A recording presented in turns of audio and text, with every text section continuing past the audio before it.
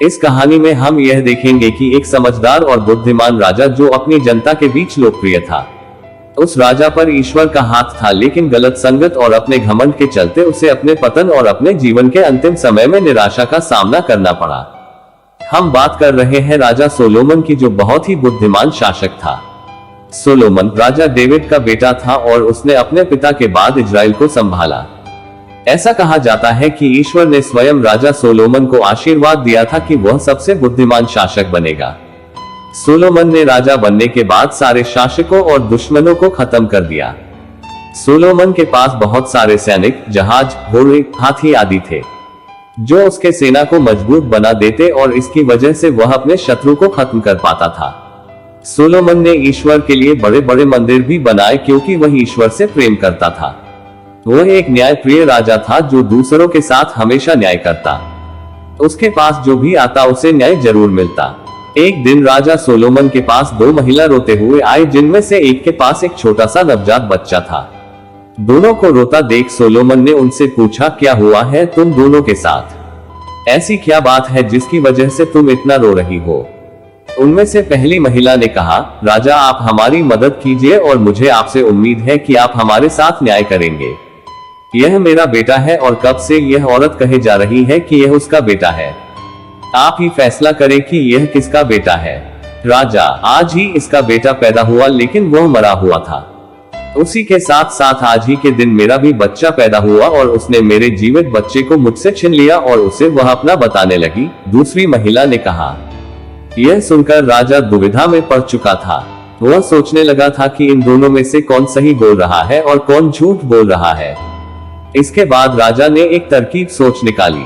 उन्होंने अपने सैनिक को आदेश दिया, सैनिक इधर आओ और इस बच्चे को मेरे पास ले आओ। अब तुम इस बच्चे के दो टुकड़े कर दो और यह टुकड़े उन दो महिलाओं में बांट दो। राजा की ऐसी बात सुनकर लोग चौंक गए। इसकी वजह यह थी कि उस बच्चे को काटने पर वह मर जाता। राजा के आदेश देने पर पहली महिला, जिसके हाथ में बच्चा था, वह कहने लगी कि राजा का यह फैसला बिल्कुल सही है। वह ऐसा करने के लिए राजी है और ऐसा करने से सहमति रखती है। वहीं दूसरी तरफ दूसरी महिला जोर जोर से रोने लगी और कहने लगी कि राजा ऐसा ना करे, इससे अच्छा आप इस बच्चे को उसे ही दे दे। राजा ने उन दोनों महिलाओं के हाव भाव को देखा और इसके बाद वह समझ चुके थे कि उस बच्चे की असली मां कौन है। राजा ने आदेश दिया कि दूसरी महिला ही उस बच्चे की मां है। उसे उसका बच्चा दे दिया जाए और पहली महिला को जेल में डाल दिया जाए। राजा की सूझबूझ को देखकर सारी जनता प्रसन्न हुई और कहने लगी कि उन्हें एक समझदार राजा और न्यायप्रिय राजा मिला है। इसी वजह से कई लोग सोलोमन के पास न्याय मांगने आते थे। सोलोमन की समझदारी और उसके कार्यों की प्रशंसा विदेशों में भी होने लगा था। वह बहुत ही प्रचलित हो चुका था। उसकी प्रशंसा शेबा की रानी फिरौन की बेटी के पास पहुंची। शेबा की रानी ने निर्णय किया कि वह राजा सोलोमन के पास जाएगी और उसकी बुद्धिमत्ता का परीक्षण करेगी। शेबा की राजकुमारी ने सोलोमन से बहुत से सवाल पूछे और सोलोमन ने इन सवालों के जवाब सूझबूझ और बुद्धिमानी के साथ दिया। सोलोमन की बुद्धिमत्ता को देखकर शेबा की राजकुमारी सोलोमन से प्रभावित हुई और कुछ सालों बाद उन दोनों ने शादी कर ली। अब वह सोलोमन की पत्नी बन चुकी थी। सोलोमन की पत्नी अपने साथ अपने देवता की मूर्तियां लेकर आई। सोलोमन ने जेरूसलम में अपने पत्नी के देवताओं के लिए मंदिर बनाना चालू किया। इजराइल में ईश्वर की आज्ञा के विरुद्ध मूर्ति पूजा होने लगी। सोलोमन अपनी पत्नियों के लिए भव्य महल बनाने लगा और जनता के बारे में सोचना बंद कर दिया। मंदिर और महल बनाने के लिए अधिक मात्रा में लोगों की आवश्यकता और अधिक धन की भी आवश्यकता होती है। इसी वजह से सोलोमन ने अपनी जनता पर बड़े बड़े कर थोप दिए और लोगों को जबरदस्ती मंदिर और महलों में काम कराने लगा। इससे इस्राएल में पाप बढ़ने लगा था। उन लोगों के ऊपर शोषण धीरे धीरे बढ़ता ही जा रहा था। इजराइल की जनता परेशान रहने लगी क्योंकि उन पर बहुत ही ज्यादा शोषण होता था। इसी के चलते वे दिन रात ईश्वर से प्रार्थना करते ताकि ईश्वर उनकी सहायता करे और उन्हें इस शोषण से बचाए। ईश्वर ने उन पीड़ितों की प्रार्थना सुनी और उन्होंने नबी एलीजाह को राजा सोलोमन के लिए अपना संदेश दिया। ईश्वर का संदेश प्राप्त करने के बाद नबी एलीजाह राजा सोलोमन के पास पहुंचे। राजा ने उनसे पूछा, आप कौन हैं? आप तो यहाँ के नहीं लगते। मैं नबी एलीजाह हूँ और मैं यहाँ ईश्वर का संदेश लेकर आया हूँ। ईश्वर ने मुझे उनका संदेश पहुंचाने के लिए कहा है। नबी ने राजा से कहा।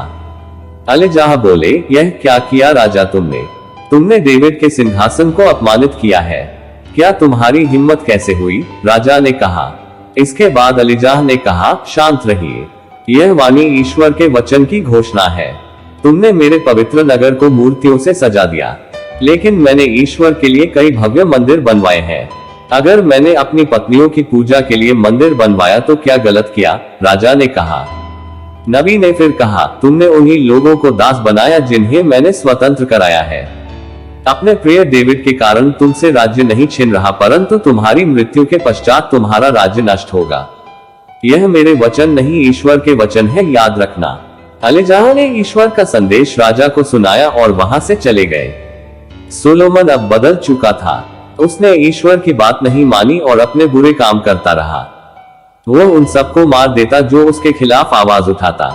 वही राजा का एक अधिकार लोगों के प्रति बहुत ही दयालु था, जिसका नाम जेरोबोआम था। वह लोगों की मदद करता और लोगों को हो रहे अत्याचार से बचता।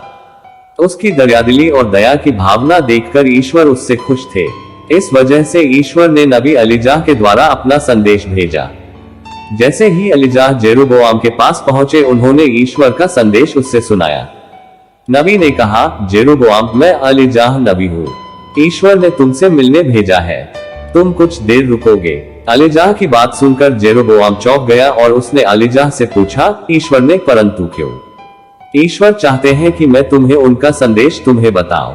मुझे बताओ, इजराइल के लोगों के साथ कैसा व्यवहार करते हैं? अगर तुम राजा होते तो क्या करते? अलीजाह ने कहा।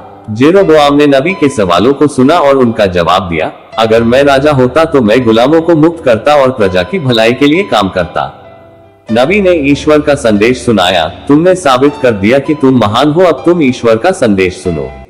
यह बिल्कुल सच है, इजराइल के 10 घराने मैं तुमको दूंगा, मेरे सेवक डेविड के लिए मैं उसके वंशजों को यूदा दूंगा। क्या यह सच है? धन्यवाद ईश्वर, धन्यवाद, जेरोबोआम ने कहा। सोलोमन को यह पता चल चुका था कि जेरोबोआम गुलामों के प्रति दया दिखा रहा है। सोलोमन को लगने लगा कि वह लोगों को राजा के प्रति भड़का रहा है। ऐसे में राजा ने उसे फांसी में चढ़ाने का आदेश दिया। यह सुनने के बाद जेरोबोआम मिस्र भाग गया। नबी अलीजाह ने उसे भागने में मदद की और उससे कहा कि जब तक राजा की मृत्यु नहीं हो जाती तुम यहाँ लौटकर वापस मत आना। समय बीतता गया और राजा ने लोगों को खूब दबाने की कोशिश की, लेकिन अपने जीवन के अंतिम क्षण में उन्हें इस बात का बहुत दुख हुआ कि आखिर उन्होंने लोगों के साथ क्या किया। उनका अंतिम समय बहुत दुख में बीता।